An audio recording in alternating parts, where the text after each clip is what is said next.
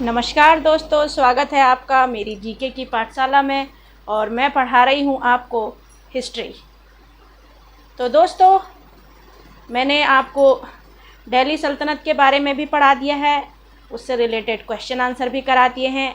और अब हम पढ़ेंगे मुग़ल साम्राज्य के बारे में। तो मुग़ल साम्राज्य को पढ़ने से पहले हम मोटिवेशनल कोट को सुन लेते हैं कि कभी कभी किसी दूसरे व्यक्ति के जुनून और मेहनत को देखकर अपने आप में भी वही जुनून आ जाता है और मन करता है कि हम भी उसकी तरह मेहनत करेंगे तो हम भी उसकी तरह बन जाएंगे। इसलिए हम ऐसे लोगों की कहानी सुनना पसंद करते हैं जिन्होंने कई बार हार कर भी जीत हासिल करी है। इसका सबसे अच्छा उदाहरण है बाबा साहब भीमराव अंबेडकर जी और डॉक्टर APJ अब्दुल कलाम। तो ये दोस्तों ऐसे उदाहरण हैं। वैसे तो बहुत ऐसे विभूतियाँ हुई जिन्होंने बहुत बार हारे मगर हार नहीं मानी, हिम्मत नहीं हारी और आखिरकार उन्हें उससे ज़्यादा ही मिल पाया जो उन्होंने सोचा था।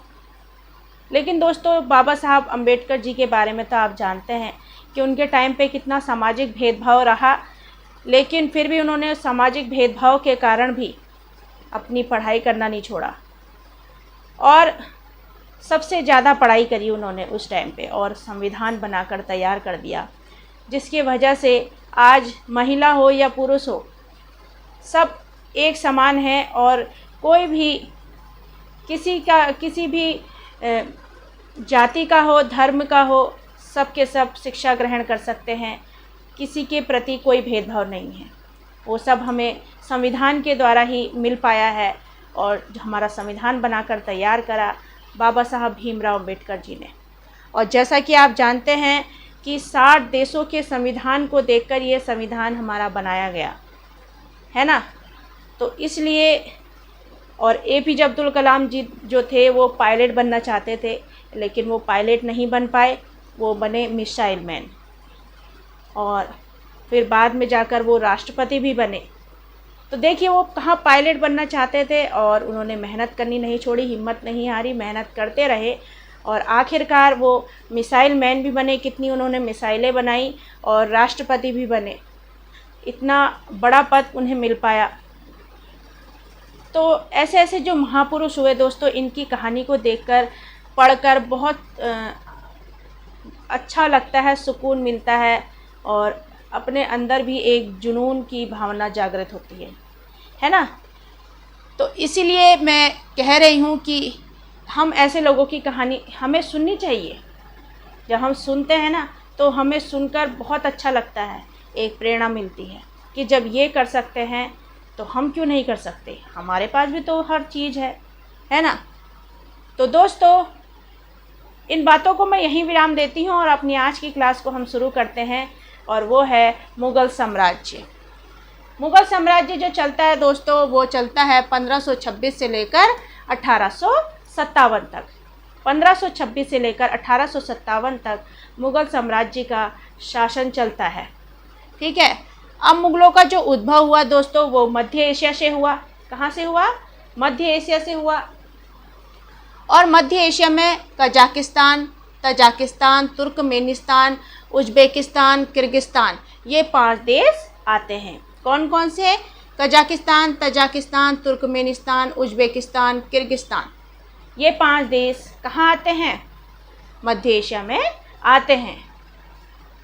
अब जो मुग़ल हैं वो तुर्कों की चगताई शाखा से संबंधित थे। किससे?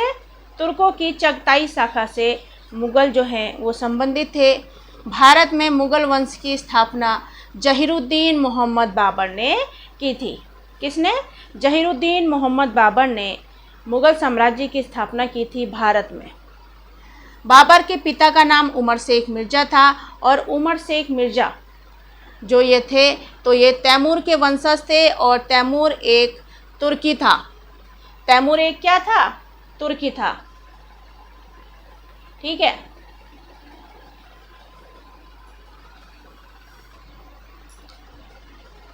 उमर शेख मिर्ज़ा, जो बाबर के पिता रहे उमर शेख मिर्ज़ा, तो वो तैमूर के वंशज थे और तैमूर जो था वो एक तुर्की था। और बाबर की माता का नाम कुतलुग निगार खानम, वो चंगेज़ खान की जो थी वंशज थी। ठीक है, चंगेज़ खान की वंशज थी ये। और यह चंगेज़ खान जो था एक मंगोल आक्रमणकारी था। तो जो बाबर है वो पिता के वंश के हिसाब से ही अपना शासन चलाते थे और अपने आप को क्या कहलाना चाहते थे, क्या कहलाना पसंद करते थे? तुर्क कहलाना पसंद करते थे। मतलब तैमूर के वंशज कहलाना पसंद करते थे और चंगेज़ खान के वंशज कहलाना पसंद नहीं करते थे। क्यों? क्योंकि चंगेज़ खान जो था ऐसा आक्रमणकारी था, जहाँ जाता था वहाँ तहस नहस कर देता था। ऐसा आक्रमणकारी था चंगेज़ खान। तो दोस्तों, इसलिए बाबर जो है उसका वंशज कहलाना पसंद नहीं करते थे अपने आप को, क्योंकि चंगेज़ खान स्वयं अपने आप के लिए कहता था कि मैं ईश्वर का श्राप हूँ। ईश्वर का श्राप कहता था अपने आप को। कौन? बाबर नहीं, चंगेज़ खान, सॉरी। कौन? चंगेज़ खान अपने आप को क्या कहता था? ईश्वर का श्राप बोलता था। इसलिए बाबर जो है इसके वंशज कहलाना अपने को पसंद नहीं करते थे। चंगेज़ खान के वंशज कहलाना पसंद नहीं करते थे अपने आप को, बल्कि किसके वंशज कहलाना पसंद करते थे? तैमूर के। ठीक है, तैमूर के वंशज कहलाना अपने आप को पसंद करते थे। इसलिए इन्हें तैमूरिया भी कहा जाता था। क्या कहा जाता था? तैमूरिया कहा जाता था। और प्रमुख शासक कौन कौन रहे मुग़ल काल में? वो थे, अब मुग़ल शासक तो थे ही, और एक थे उत्तर मुग़ल शासक। एक मुग़ल शासक और एक उत्तर मुग़ल शासक। तो मुग़ल शासकों के बारे में पढ़ लेते हैं। मुग़ल शासक जो हैं वह है बाबर, जिनका शासनकाल रहा 1526 से 1530। फिर हुमायूं, जिनका शासनकाल 1530 से 1556। आपको याद नहीं होगा, कोई बात नहीं, आपको डेट पता होनी चाहिए, इसलिए मैं लिख के लाई हूँ। और रिवीज़न करते रहेंगे तो कुछ याद हो जाएंगे, और कुछ नहीं हुई तो वैसे भी ये इतनी ज़्यादा इम्पॉर्टेंट नहीं है। मैं आपके लिए थोड़ा एक्स्ट्रा लिख के ले आई हूँ। ठीक है। अकबर का शासनकाल चलता है 1556 से 1605। फिर जहांगीर का शासनकाल 1605 से 1627। ठीक है, 1605 से 1627। फिर अकबर का 1556 से 1605, जहांगीर का शासनकाल 1605 से 1627, शाहजहां का शासनकाल 1627 से 1658। क्या था? 1627 से 1658 था।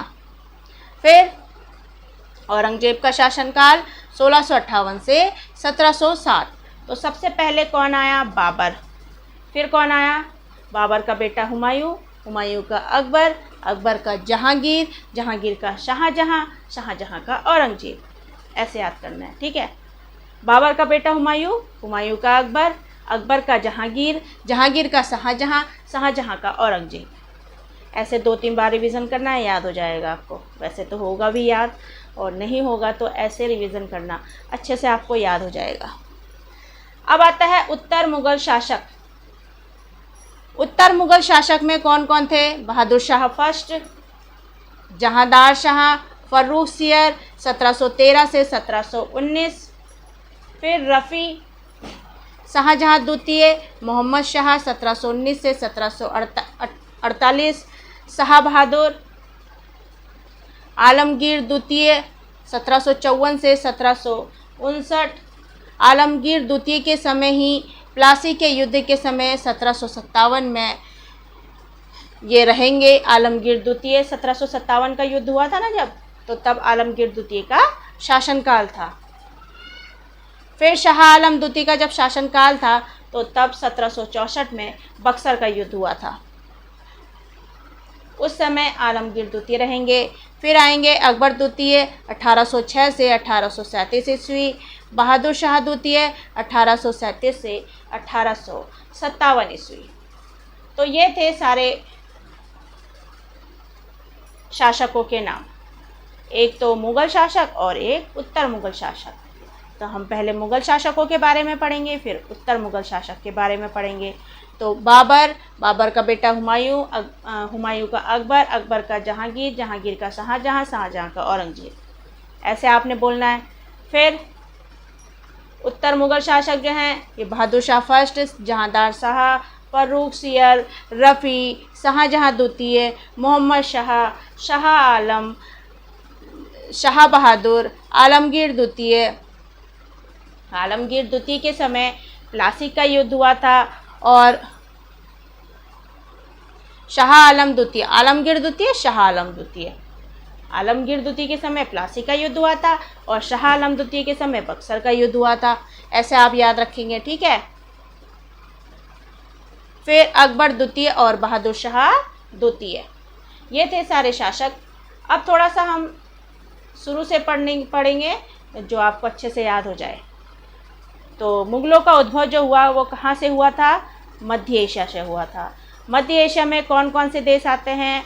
कजाकिस्तान, तुर्कमेनिस्तान, उज़्बेकिस्तान, किर्गिस्तान और कौन कौन से हैं? तजाकिस्तान, ठीक है। ये 5 देश कहाँ कहाँ आते हैं? मध्य एशिया में आते हैं। अब मुग़ल जो है तुर्कों की चगताई शाखा से आते हैं और भारत में मुग़ल वंश की स्थापना तो आपको पता ही है, जहीरुद्दीन मोहम्मद बाबर ने की थी। इनके पिता का नाम, बाबर के पिता का नाम क्या था? बाबर के पिता का नाम क्या था दोस्तों? उमर शेख मिर्ज़ा। और माता का नाम कुतुब निगार खानम। उमर शेख मिर्ज़ा जो हैं वो तैमूर के वंशज थे और तैमूर जो थे वो तुर्क थे, और कुतुब निगार खानम जो है वो चंगेज़ खां के वंशज थे, चंगेज़ खां के वंशज से आती थी। और चंगेज़ खां जो थे एक मंगोल आक्रमणकारी थे। तो जो बाबर हैं वो अपने आप को किसका वंशज कहलाना पसंद करते थे? तैमूर का, तैमूर के वंशज कहलाना पसंद करते थे, जो तुर्क जाति से आते थे, है ना। फिर चंगेज़ खान जो है अपने आप को ईश्वर का श्राप बोलता था।